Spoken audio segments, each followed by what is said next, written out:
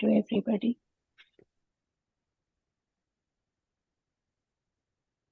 We are continuing to read Haridasa Thakur's book. And from yesterday's continuation, the Gaudiya Vaishnava community generally accepts the conclusion of Sri Gaura Ganodesha Deepika. Yeah, no, I was not able, it was not zooming, that's why. Duties being composed by Srila Kavi Karnapura Goswami, the son of Srila Shivananda Sena, the exalted follower of Sri Chaitanya Mahaprabhu. Shivananda Sena was the provider and practitioner of the devotees from Bengal when they traveled to see Lord Chaitanya in Jagannatha Puri. He is an eternal associate of the Lord as affirmed by Krishnadasa Kaviraja Goswami, and in Krishna Leela he is a combined form of two gopis, namely Veera. I'm having difficulties in zooming and reading it. Others can see it or zoom it, or you want me to zoom it further, I can Mataji? see, Prabhu. Mataji, are you on a phone? Yeah. Probably that's why. Yeah. Now I'm able to do. Yeah, okay. And in Krishna Leela, he is a combined form of two gopis, namely Veera Devi and Tuti Devi. Shivananda Sena's wife is the Vraja Gopi named Bindumati. One of the three exalted sons of Shivananda Sena was Srila Kavi Karnapura Goswami.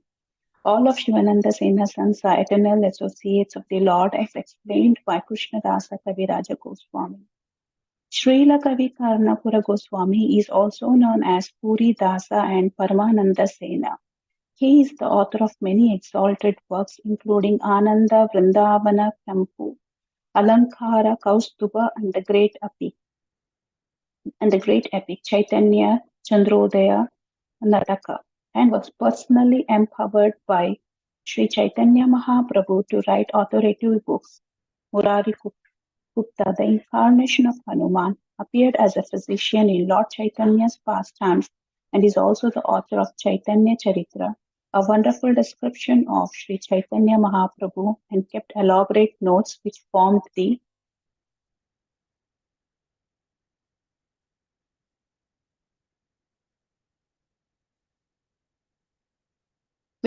basis of many subsequent biographical works.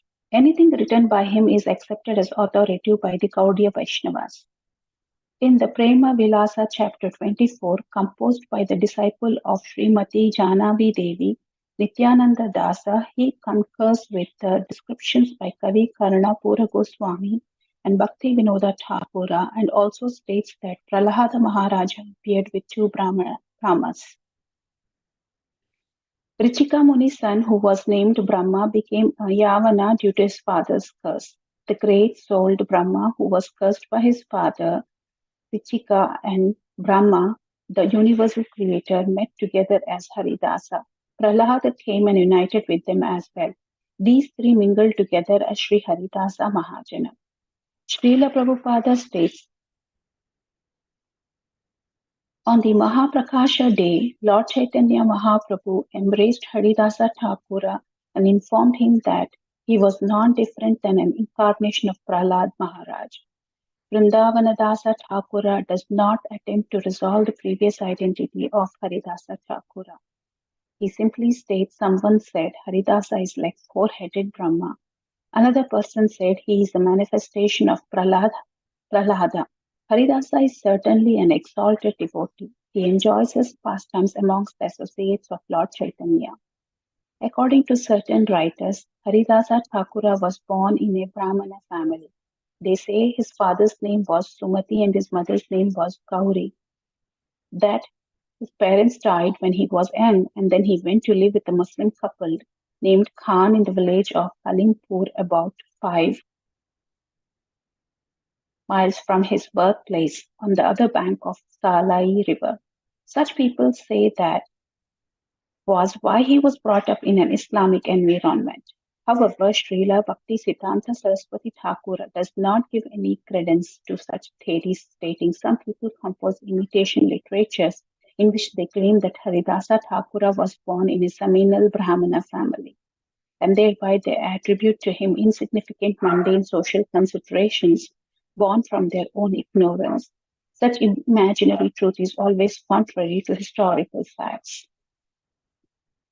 Srila Bhakti Siddhanta Saraswati Thakur expresses his irritation in the above quote concerning persons attempting to ascribe mundane social importance to Haridas Thakura. Such attempts are attributed by a desire to deny his birth in Muslim family and to give him what they consider a more noble position as a seminal Brahmana. Haridasa Thakura was already exalted beyond the imaginations of such authors of whimsical and falsified accounts. So many imaginary literatures had been published by the Batalalas as referenced earlier in this chapter, and such literatures had nothing to do with truth or historical fact. Srila Saraswati Thakura wanted to be sure that no one took such ill-motivated accounts seriously. Although there are various views about Haridasa Thakura, previous identity and antecedents, it is generally understood that his life parallels the activities of Prahlada Maharaja, who took birth in a Daita family but was completely absorbed in chanting the holy name from early childhood. Prahlad was persecuted and ultimately delivered by the Lord, as was Haridasa. Yet Haridasa Thakur's life also parallels the activities of Brahma, who had an unparalleled capacity to perform meditational austerities. Haridasa Thakura was famous amongst all the Vaishnavas because he chanted 300,000 names of the Lord daily without fail. Haridasa Thakura is an eternally perfect associate of the Lord. That much is certain, and is among the greatest of Chaitanya Mahaprabhu's exalted associates. In an incident to be described later in this narration, a snake charmer empowered by Sri Anantadeva spoke of the glories of Haridasa. On the order of the Lord, Haridasa was born in a low-class family to show that birth is a high caste or a good family is useless. If a devotee of the Lord is born in a low-class family, he is still worthy of worship. This is the verdict of the scriptures. And if someone is born in a high-class family but does not worship the lotus feet of Sri Krishna, then his high birth is useless and he falls to hell. Haridasa thus took birth in a low-class family to prove the words of the scriptures. Haridasa was born in a low-class family to prove the words of the scriptures. Haridasa was born in a low-class family just as Prahlada was born in a demonic family and Hanumana was born in a monkey family. The demigods desired the touch of Haridasa and even Mother Ganga desires that Haridasa immerse in her waters. What to speak of his touch? Just by seeing Haridasa, one is released from the bondage of fruitive activities. Indeed, even if one sees a person who has taken shelter of Haridasa, he is freed from material bondage. If I glorify Haridasa for 100 years with 100 mouths, I would still not reach the end of his glories.